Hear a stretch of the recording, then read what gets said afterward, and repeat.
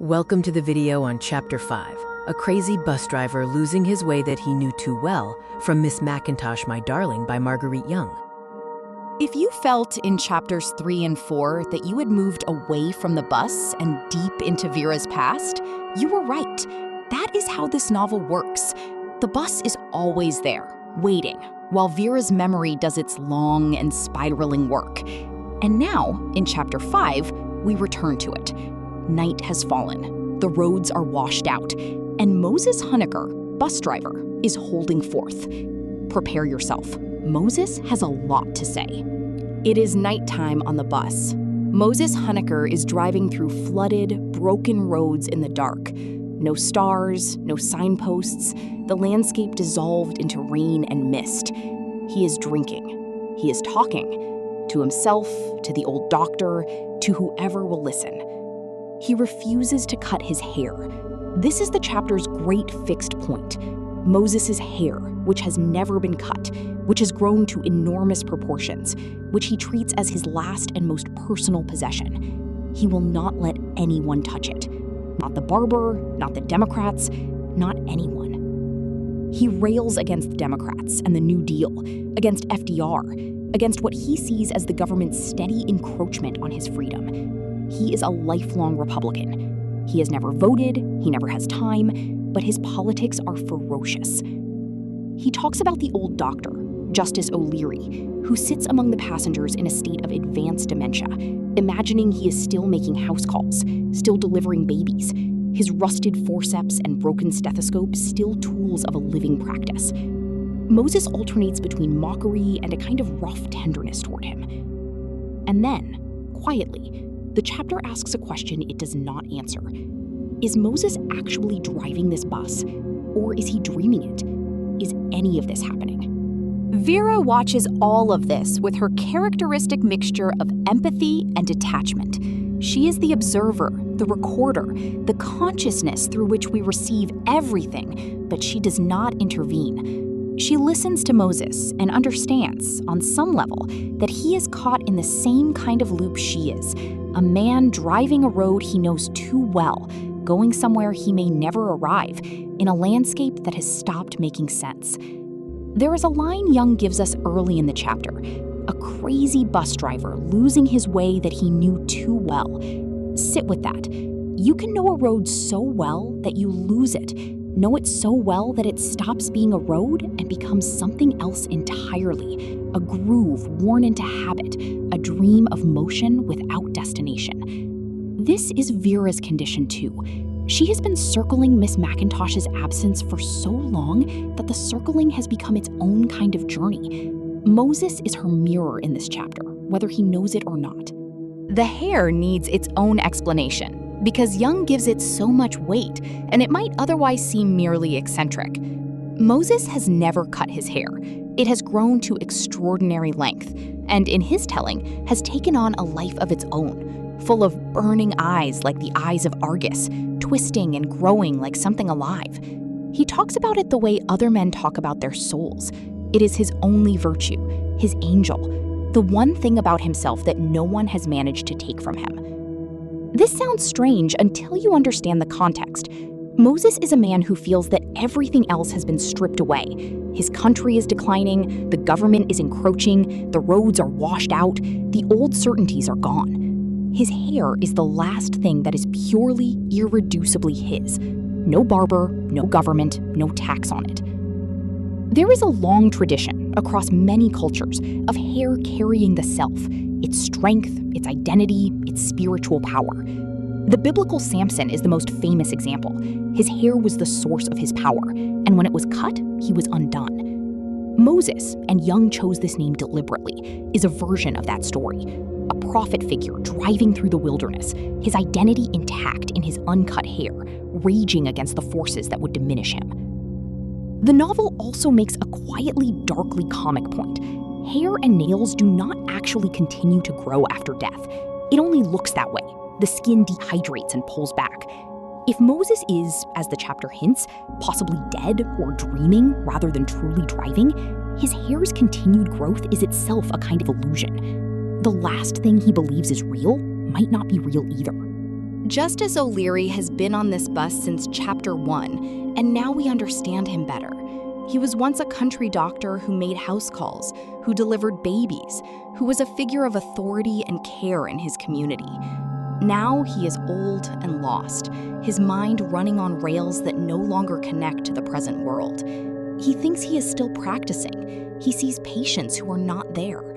His instruments are rusted, his stethoscope broken.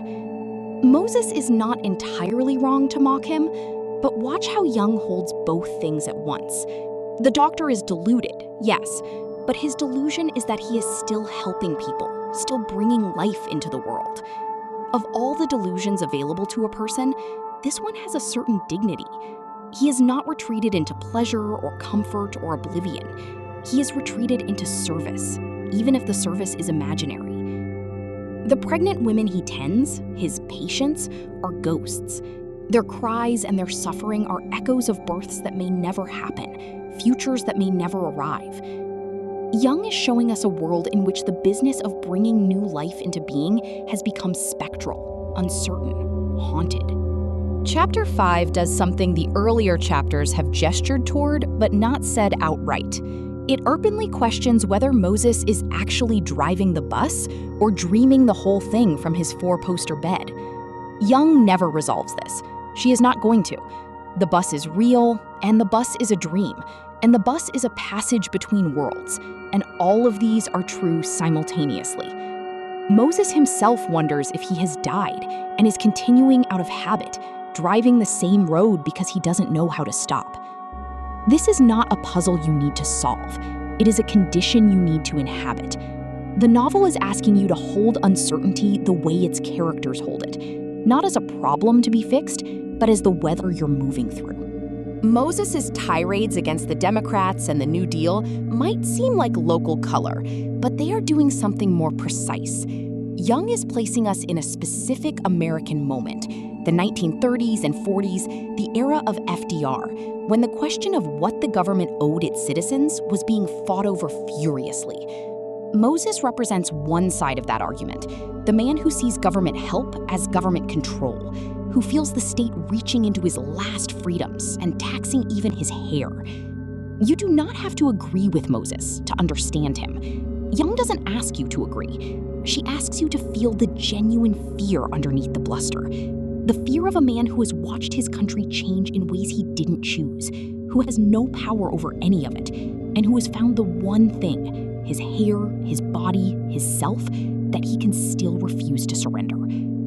That fear is real. It has not gone away. Look around. Chapter 5 is wild and funny and dark and a little operatic, with Moses raging about his hair and his politics in the rainy dark, while an old doctor tends to invisible patients. It can feel like a departure from the intimacy of Vera's grief in earlier chapters. But here is the thread. Vera is watching a man who, like her, has refused to let go of something. Moses will not cut his hair. Vera will not give up on Miss MacIntosh. Both of them are holding on to the one thing that still feels like themselves, in a landscape that has done its best to wash everything away. They are more alike than either of them knows. This bus is exactly the right place for both of them. Now we transition to The Wheel and the Spokes, which explores the 11 pillars of Marguerite Young's philosophy in Miss MacIntosh, My Darling. The first pillar is the plural self. The bus driver is multiple. The driver of a real bus, a man in a four-poster bed, his mother's baby, and more. The text insists on the simultaneity of these identities, highlighting that the self is always already plural and irresolvable. The second pillar is illusion as primary. The chapter is committed to the undecidability of reality. The bus, the bed, the doctor's imaginary patients are held with equal weight. They are the only reality available, moving through a landscape that has stopped making sense. The third pillar is grief as permanent weather. The incessant rain is ontological, symbolizing grief that never resolves. The losses, including the doctor's patients and the vanished landmarks, accumulate without resolution, much like Moses' political grief. The fourth pillar is the witness. The narrator is a pure witness, making minimal interventions. The prose refuses to simplify the bus driver's rants or terror. The witness position is morally costly, holding the difficult realities as they are without resolving them into acceptable form. The fifth pillar is recursive construction. The chapter's structure involves the bus driver circling back repeatedly to his hair, the doctor, his mother, and the same broken landmarks. This cycling is not a failure of navigation, but the structural condition of the journey. The detour is the road. The sixth pillar is the ethics of incompletion. The chapter's sentences, the bus driver's oath, and the unborn passenger all embody structural incompletion. To conclude them cleanly would be dishonest to the reality they describe. The seventh pillar is the ontology of the marginal. Every figure exists at the edge of categories, alive or dead, real or imaginary, present or not yet born. This marginal position reveals the constructed and arbitrary nature of central categories.